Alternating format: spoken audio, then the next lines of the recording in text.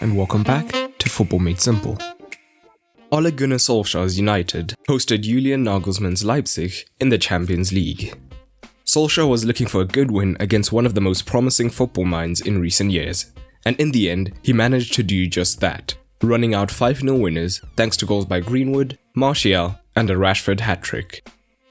The XG indicated it was a deserved win, with United being clinical, ending 2.46 to 0.47. But what tactics did both managers use that led to this? Let's take a look. A special shout out to everyone who's been able to support Football Made Simple on Patreon so far. If you want to help the channel, I'd love it if you considered supporting on patreon.com/footballmadesimple, and you'll get perks like early access to videos, exclusive content, and so much more. A quick reminder of the formations used by both sides, as seen on the OneFootball app. OneFootball will get you match updates, formation updates, as well as player and team stats, and so much more. And the best part is, you can get it absolutely free through the sponsored link in the description below. Let's start by looking at what Leipzig looked to do on the ball with their 53% possession. Leipzig would begin their play short in deeper areas, looking to find the centre-backs, whilst the wing-backs moved higher up the pitch. And when defending, United's 4-4-2 diamond adapted and became a 4-3-3 with Donny van der Beek pushing higher, which then allowed them to be man versus man against the 3 Leipzig centre-backs.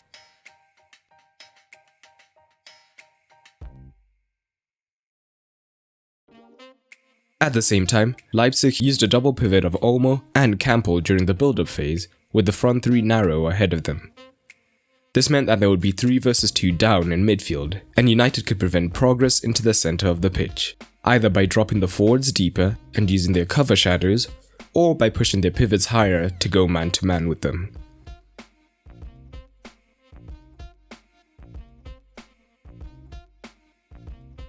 Occasionally, Upamecano would look to drive into midfield to draw a midfielder and subsequently free one of his own midfielders for the pass.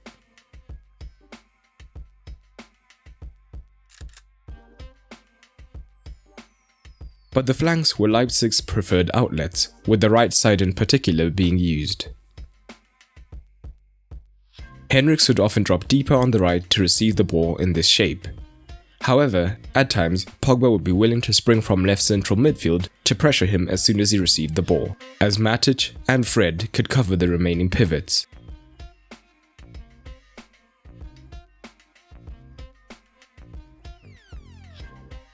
So Leipzig began to adapt to this.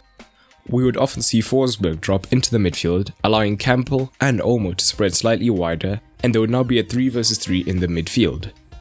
Subsequently, if Van der Beek dropped deeper to cover the route into Forsberg, it would be Konate who would move into the free space in the right back zone to receive. But if United still pressed in a 3, then it was Henrichs who would drop in to receive the ball in space. However, with only one man wide, Shaw on the left or Wan-Bissaka on the right would be happy to push up to press the wing-backs, knowing that they didn't have anyone to cover behind them. So, as the match rolled on, when the ball went wide, Leipzig's inside forwards would move into the half space to force the fullbacks to remain narrow and give the wing-backs more space in which to operate.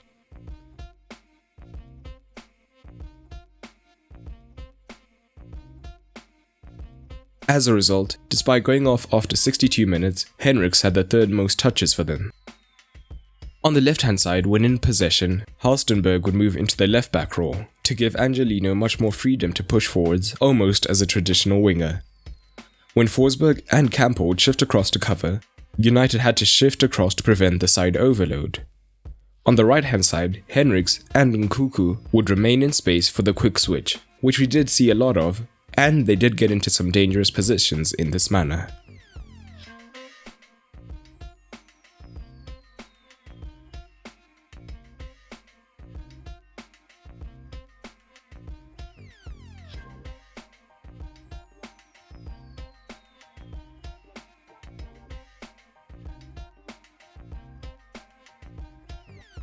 And once behind and pushing for the equalizer, Leipzig had to use a high line, and with Campbell being the sole defensive midfielder, they were extremely vulnerable to their transition, which United took full advantage of. We see this on United's second goal. There is a turnover in midfield and Fernandes is free as Campbell is the only defensive midfielder. So, Upamecano has to try and close Fernandes down, which leaves a gap between the centre-backs, which Fernandes manages to find. Rashford's pace means that the high line is exposed and he finishes. In the build-up to the penalty, Leipzig are chasing and commit 7 men into the attacking phase. As soon as there is a turnover, United's forwards begin to make runs. They have a 4 versus 3 advantage, and Fred breaks from the midfield with no defensive midfielder to stop him. He plays in Martial, who is brought down for the penalty. But what did United do in controlled possession? United also looked to build up from the back through their centre-backs, with the fullbacks advancing higher. Their 4-4-2 diamond on paper was different in possession, looking more like a double pivot of Fred and Matic, with Van der Beek at attacking midfield and Pogba wide left. Although his and Van der Beek's positions were much more interchangeable.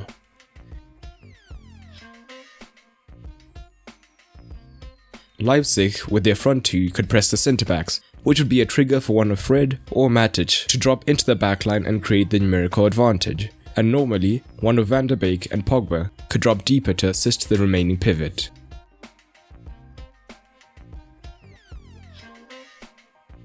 And generally, the 4 versus 3 midfield overload is something that Leipzig struggled to deal with. Olmo and Nkunku would usually push up higher to press the United double pivot, and Van der Beek in these situations would normally drop deeper to occupy Campbell. Luke Shaw on the left tended to push much higher than Wan-Bissaka on the right, and as a result Henriks was often pushed deeper.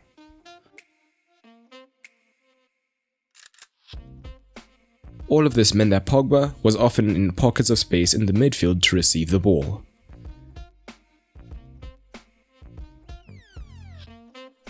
We see a bit of this in the first United goal.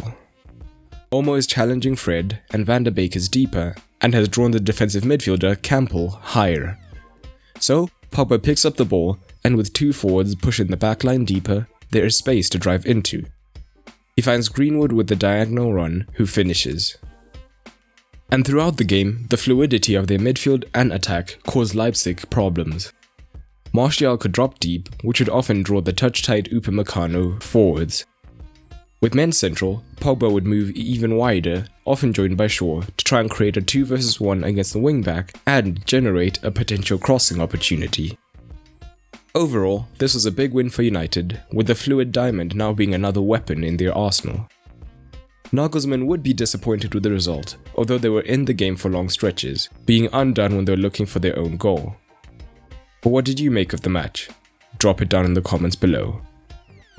A big thanks to current Patreons including Frederick Hammer for helping to make this possible. But that's all for today, and remember, keep it simple.